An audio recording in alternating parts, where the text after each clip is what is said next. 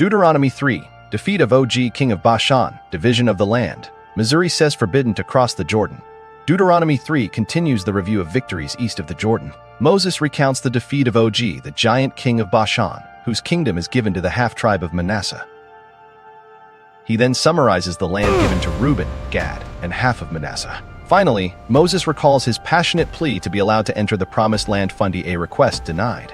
The Lord tells him to commission Joshua and to encourage him. Defeat of Og king of Bashan. Next, we turned and went up along the road toward Bashan, and Og the king of Bashan, with his whole army, marched out to meet us in battle at Edrei. The Lord said to me, "Do not be afraid of him, for I have delivered him into your hands along with his whole army and his land.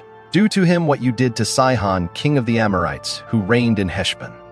So the Lord our God also gave into our hands Og king of Bashan, and all his army. We struck them down, leaving no survivors. At that time, we took all his cities. There was not one of the 60 cities that we did not take from them. The whole region of Argob, Og's kingdom in Bashan. All these cities were fortified with high walls and with gates and bars, and there were also a great many unwalled villages.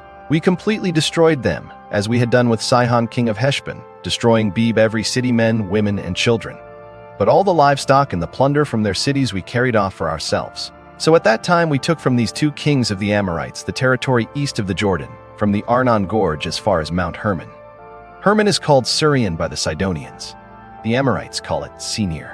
We took all the towns on the plateau and all Gilead and all Bashan as far as Salakah and Edrei, towns of Og's kingdom in Bashan. Og, the king of Bashan, was the last of the Rephates. His bed was decorated with iron and was more than 9 cubits long and 4 cubits wide. See, it is still in Rabbah of the Ammonites, division of the land. Of the land that we took over at that time, I gave the Reubenites and the Gadites the territory north of Arawar by the Arnon Gorge, including half the hill country of Gilead, together with its towns. The rest of Gilead and also all of Bashan, the kingdom of Og, I gave to the half-tribe of Manasseh. The whole region of Argob in Bashan used to be known as a land of the Rephates. Jair, a descendant of Manasseh, took the whole region of Argob as far as the border of the Geshurites and the Maacathites. It was named after him, so that to this day Bashan is called Havoth Jair, and I gave Gilead to Machir. But to the Reubenites and the Gadites I gave the territory extending from Gilead down to the Arnon Gorge, the middle of the gorge being the border, and out to the Jabbok River, which is the border of the Ammonites. Its western border was the Jordan in the Arabah from Kinnereth to the Sea of the Arabah, that is, the Dead Sea below the slopes of Pisgah.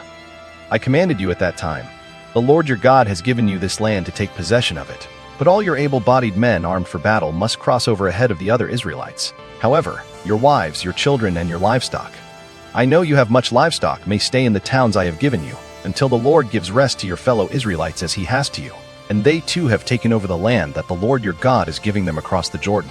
After that, each of you may go back to the possession I have given you." Moses forbidden to cross the Jordan. At that time I commanded Joshua, "You have seen with your own eyes all that the Lord your God has done to these two kings. The Lord will do the same to all the kingdoms over there where you are going. Do not be afraid of them. The Lord your God himself will fight for you." At that time I pleaded with the Lord, "Sovereign Lord, you have begun to show to your servant your greatness and your strong hand. For what God is there in heaven or on earth who can do the deeds and mighty works you do? Let me go over and see the good land beyond the Jordan, that fine hill country and Lebanon. But because of you the Lord was angry with me and would not listen to me. That is enough," the Lord said. "Do not speak to me anymore about this matter. Go up to the top of Pisgah and look west and north and south and east. Look at the land with your own eyes, since you are not going to cross this Jordan. But commission Joshua and encourage and strengthen him, for he will lead this people across and will cause them to inherit the land that you will see." So we stayed in the valley near Beth Peor. Lessons and teachings. 1. No enemy is too great for God, O king of Bashan, one of the last of the Rephaim. 3:11 a.m. Og was a giant, but God gave him into Israel's hand. For us, whatever giant you face, God is greater. Trust him. 2. God's gifts are to be used for the wider body. Your able men must cross over ahead of your brothers. 3:18 a.m. The Transjordan tribes received their land, but they still had to fight for their brothers. For us, do not enjoy your blessings while others struggle. Use your strength to help them. 3. Moses' plea was denied. Futtering leadership has consequences. The Lord was angry with me because of you. 3:26 a.m. Moses' sin at Meribah. Numbers 20 barred him from entry. For us, our actions have consequences. Sin can disqualify us from certain privileges. 4. Moses accepted God's will without bitterness. That is enough. Do not speak to me again about this matter. 3:26 am. Moses did not argue further, he submitted. For us, when God says no, accept his will, he knows best. 5 Joshua must be commissioned and encourage. Commission Joshua, encourage him. 3:28 am. Moses did not leave a leadership vacuum. He prepared his successor. For us, raise up the next generation. Encourage those who will carry on. 6. Seeing the promise from afar is still a gift. Go up to Pisgah and look. 3:27 am. Moses saw the land even though he could not enter. For us, even if we do not see the fulfillment of every promise in our lifetime, we can see it by faith. Stay tuned as we move to the next chapter of the book Deuteronomy. Subscribe, like, comment, and hit notification button for more videos, more Bible study, and more Bible knowledge.